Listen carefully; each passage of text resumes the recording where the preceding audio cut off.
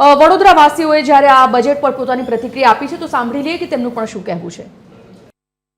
નાણામંત્રી નિર્મલા સીતારામને બજેટ રજૂ કર્યું છે અને તેને લઈને અલગ અલગ વર્ગોની પ્રતિક્રિયા આવી રહી છે. હું Vadodara chamber of commerce and ઇન્ડસ્ટ્રીઝની ઓફિસમાં ઊભો છું, જ્યાં નાના અને મધ્યમ વર્ગીય ઉદ્યોગકારો છે, એમએસએમઈ સેક્ટરના ખાસ કરીને ઉદ્યોગકારો છે, તેઓ બજેટને કઈ રીતે જોઈ રહ્યા છે તેમની સાથે વાત કરીશું. હિમાંશુભાઈ છે આપની સાથે. હિમાંશુભાઈ, નિર્મલા સીતારામનના બજેટને એમએસએમઈ સેક્ટર કઈ રીતે જુએ છે?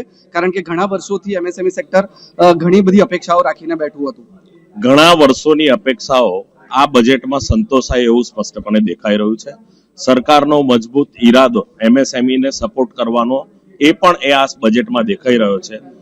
ફક્ત એમએસએમઈની વાત કરતા સમાજના દરેક વર્ગોને આવરી લીધા છે અને અમારી દ્રષ્ટિએ વીસીસીઆઈ બજેટને આવકારે છે અને ખૂબ સારું બજેટ છે. એમએસએમઈમાં સૌથી મોટું શું મળ્યું છે તમને? એમએસએમઈને 10,000 કરોડ રૂપિયાના એમએસએમઈ માટેની જે એમને એક અલગ પ્રાવધાન મૂક્યું છે.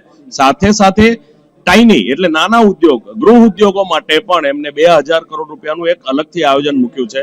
એમએસએમઈ માટે સૌથી અગત્યની બાબત કહીએ તો સરકારનો જે મેક ઇન ઇન્ડિયાનો કોન્સેપ્ટ છે, સ્વાવલંબીનો કોન્સેપ્ટ છે, એ સ્પષ્ટપણે દેખાઈ રહ્યો છે. આપ શું માનો છો સૌથી મોટું આજે જાહેરાતો થઈ છે બજેટમાં, તેમાં સૌથી મહત્વની કઈ જુઓ છો? મહત્વની આપણે જોઈએ તો 2 જાહેરાતો બહુ અગત્યની છે. જે આપણે વડોદરા લેવલની વાત કરીએ તો આપણા જે વડોદરા સિટીનું ઇન્ફ્રાસ્ટ્રક્ચર ડેવલપમેન્ટ માટે ફંડિંગનું સ્પેશિયલ પ્રાવધાન આમાં દેખાઈ રહ્યું છે. એવી ટાઈપની સિટીઝ માટે જેવા કે 5,000 કરોડ 5 વર્ષ માટેનું સ્પેન્ડિંગનું અંદર પ્રાવધાન છે, સબ્જેક્ટ ટુ ધ પ્લાન્સ. જે પ્લાન્સ આપણે મૂકીએ આપણા એડમિનિસ્ટ્રેટર એ પ્રમાણે, એટલે આપણે હવે એનો ફાયદો લેવાનો આપણા સિટીએ રહ્યો. બીજું આપણા જે અહીંયાના એક બીજું રિજ્યુનેશનનો એક અંદર એનાઉન્સમેન્ટ છે. એનો મતલબ કે જે એક્ઝિસ્ટિંગ ઇન્ડસ્ટ્રીયલ એસેટ્સ છે, જે લેગસી જૂના, એના ઇન્ફ્રાસ્ટ્રક્ચરને ખાસ આપણે વારંવાર અમારા વીસીસીઆઈ તરફથી બધાને રિપ્રેઝન્ટેશન ગયેલું છે, છેક ફિનાન્સ મિનિસ્ટર સુધી. એ આ વખતે નોંધ લીધી છે ફાઇનાન્સ મિનિસ્ટરે, અને એમાં વડોદરા ઇન્ડસ્ટ્રીયલ એસ્ટેટ એટલે ગુજરાત આપણા જીઆઈડીસી મકરપુર એસ્ટેટ જેવા એસ્ટેટને ઇન્ફ્રાસ્ટ્રક્ચર ડેવલપમેન્ટ, રોડ, રસ્તા ને એ બધા માટેનું એક સ્પેશિયલ પ્રાવધાન અંદર કરેલું છે. આપ કઈ રીતે જુઓ છો આ બજેટને? એમએસએમઈ ને ઇન્ફ્રાસ્ટ્રક્ચરની તો વાત કરી, એના સિવાય કયો મહત્વનો મુદ્દો લાગ્યો કે જેનાથી આ બજેટને લઈને બૂસ્ટ મળશે? જી બિલકુલ, એમએસએમઈ આજે આ બજેટને લઈને એટલો બધો ઉત્સાહી છે કે આ બજેટમાં એમએસએમઈના વિકાસને સંલગ્ન જે બાબતો છે, એક તો સરકારે સીજીટી એમએસએમઈમાં 10,000 કરોડની તો ક્રેડિટ ગેરંટી લાઇન એક્સટેન્ડ કરી જ છે, પણ એમએસએમઈને આજે વૈશ્વિક વેપારમાં સહાયતા મળી રહે એ માટે જે કસ્ટમ્સના જે રૂલ્સ હતા, જે કાયદા હતા ઇમ્પોર્ટ અને એક્સપોર્ટના, ટેક્સટાઇલ રિલેટેડ હોય, લેધર ઇન્ડસ્ટ્રીઝ રિલેટેડ હોય, કેમિકલ રિલેટેડ હોય, કે એના ઇમ્પોર્ટ્સના અને એક્સપોર્ટ્સના નોર્મ્સમાં પણ સરળીકરણ કર્યું છે.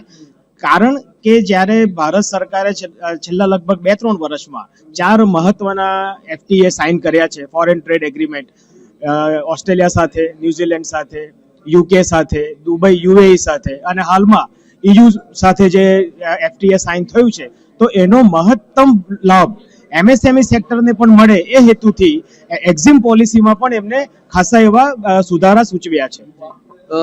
ઉદ્યોગો ઉપરાંત સામાન્ય વર્ગની વાત કરવામાં આવે તો સામાન્ય માણસને શું મળ્યું છે? સામાન્ય માણસને તમે જોશો તો આ જે બજેટ છે ને એટલું બધું સરસ રીતે આયોજિત છે કે જેમાં એમએસએમઈ ઇન્ડસ્ટ્રીઝને અમે લોકો રિપ્રેઝેન્ટ કરીએ છીએ, અને આજના તબક્કે એમએસએમઈ ઇન્ડસ્ટ્રીઝ એ બેકબોન છે.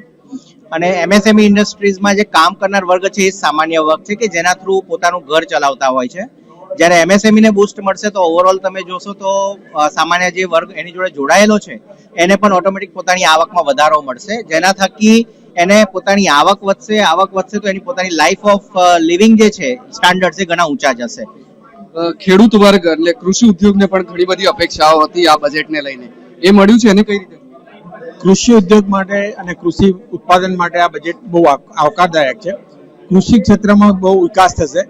ખાસ કરીને ફાર્મા સેક્ટરની વાત કરીએ તો ફાર્મા સેક્ટરમાં 7 દવાઓને જે એ લોકોએ છૂટ આપી છે, કેન્સર માટેની જે દવામાં આયાતમાં છૂટ આપી છે, એને લીધે આપણા હેલ્થ સેક્ટરને બી બહુ સારો ફાયદો થશે. બીજું એજ્યુકેશન માટે બી એ લોકો જે 20,000 નવી સ્કૂલોને એને પ્રાધાન્ય આપ્યું છે. એટલે કોમન બજેટ બધા સામાન્ય વ્યક્તિ માંડીને ઇન્ડસ્ટ્રીઝથી માંડીને બધાને આવકારદાયક બજેટ છે, અને દરેક પ્રજાલક્ષી કામ માટે બહુ સારું બજેટ છે. ઓવરઓલ નિર્મલા સીતારામનના બજેટને વડોદરાનો ઔદ્યોગિક વર્ગ હોય કે પછી સામાન્ય વર્ગ હોય, કૃષિ વર્ગ હોય, એ તમામ ખૂબ આવકારી રહ્યા છે અને વિકાસલક્ષી બજેટ આને ગણાવી રહ્યા છે.